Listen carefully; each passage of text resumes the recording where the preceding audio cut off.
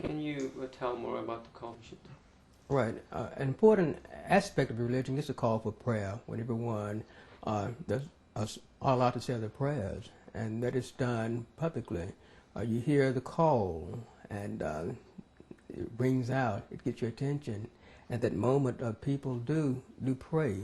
I not only did I observe that in Turkey, but also in Kano in Nigeria and other parts, where the whole world stopped so people could take time to pray during the call for prayer. And that brings discipline to society.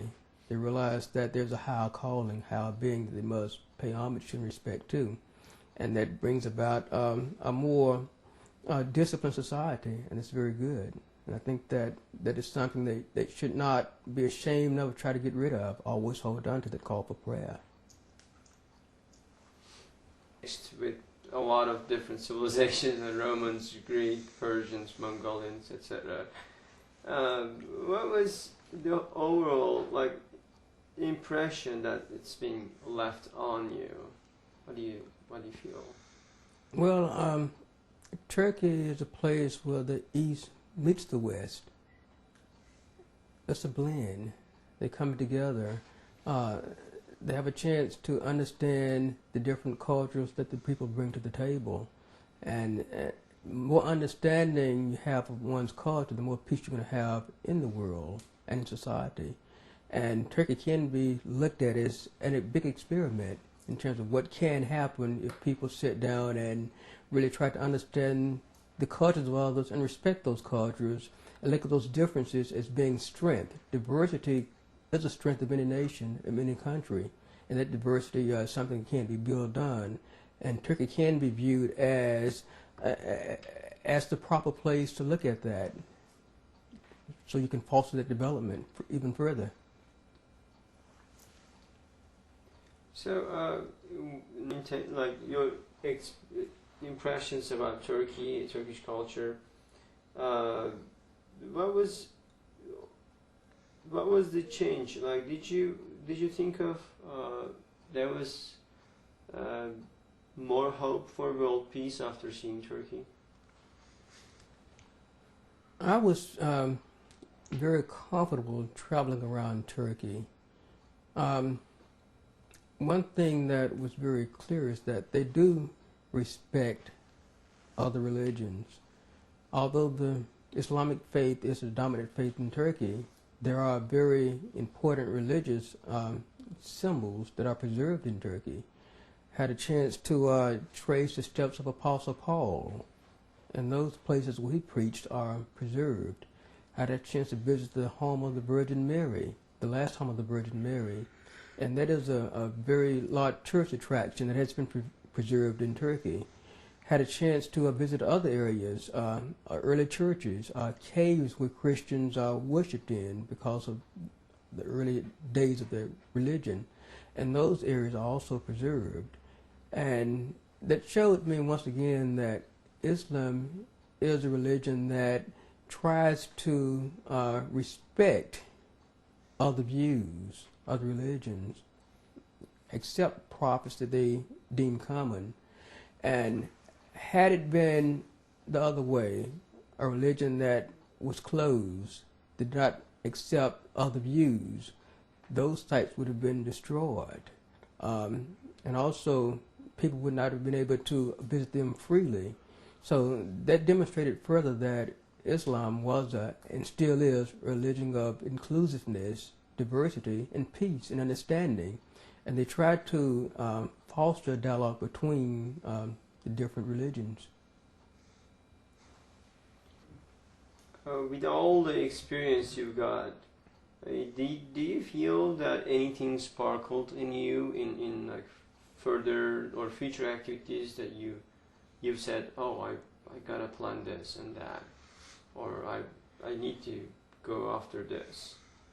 Right. One thing that really inspired me was the excitement in the eyes of the children, the young people. When I visited the different schools, they were very excited to see someone from the West to talk about some of the things that were happening here as opposed to what was happening there. One thing that I would like to do in the future is to build a bridge between the students in Turkey, some of the schools I met over there and some of the schools over here, and have an exchange between their students and our students, because that would further build up dialogue between the East and the West, and also allow our children to get to know each other, because the future of the world will have been in their hands, and we can start dialogue at that stage. It's going to make even a better world, understanding their culture, they're understanding this culture, so they can flourish together. But like I said, it was very touching to talk to the students, answer their questions about the West, had a chance to talk to them about their dreams and aspirations, and their dreams were the same dreams my children have, my neighbors have, and want to make sure that all of those dreams become a reality. So that is one thing I'll to work toward doing in the future, working to make sure their dreams become a reality. Would you consider going back to Turkey, or would you advise it to your colleagues and friends? I would welcome the opportunity to go back to Turkey, and also to take some of my other colleagues, policymakers, so they can see firsthand. Because if you notice, the Western media tries very hard to broadcast world events, but they focus on negative world events. There are positive things that are happening in countries around the world, Turkey being one of them. Only way to get that story out is to go and see firsthand and come back and share that information with organizations, civic organizations, religious organizations, and also people in the communities. So one way you could do that is by taking delegations over, then bringing them back and letting them share information of what they saw with their colleagues and people within their circle of influence. So yes, I would love to go back and be able to have further dialogue with the people of Turkey, different families, and also different students, different schools, because that's very healthy in terms of bringing. Thank you. This was the first part, and would you like to move forward to these? We could move on.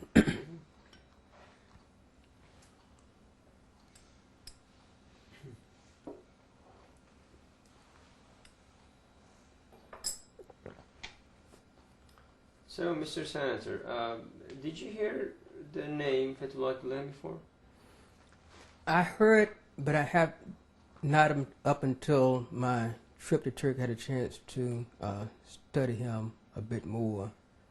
And once I traveled there, I had a chance to visit some of the schools he had a chance to, who was instrumental in establishing. And the students at the school were very outgoing. And also some of the volunteers were some of his former students.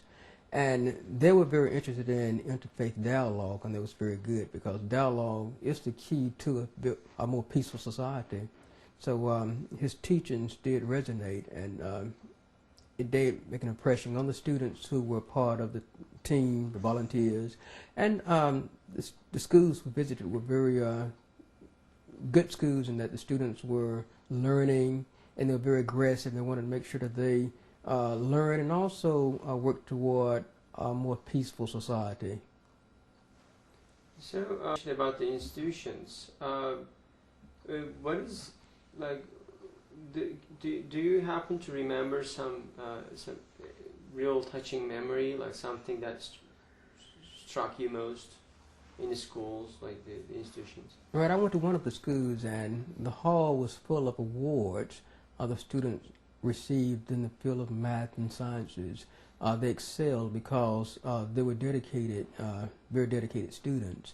And looked at the students and the facilities. The facilities were first class. The students had a chance to learn in a very healthy and clean environment with qualified and very good teachers, and that was very good. It's good to have a very educated segment of society, and these schools are producing a very educated segment of society. The students excel internationally. They competed in international competition, and they excel because of the dedication of the teachers and the support it received from on high. So that was very good. I was very impressed with that.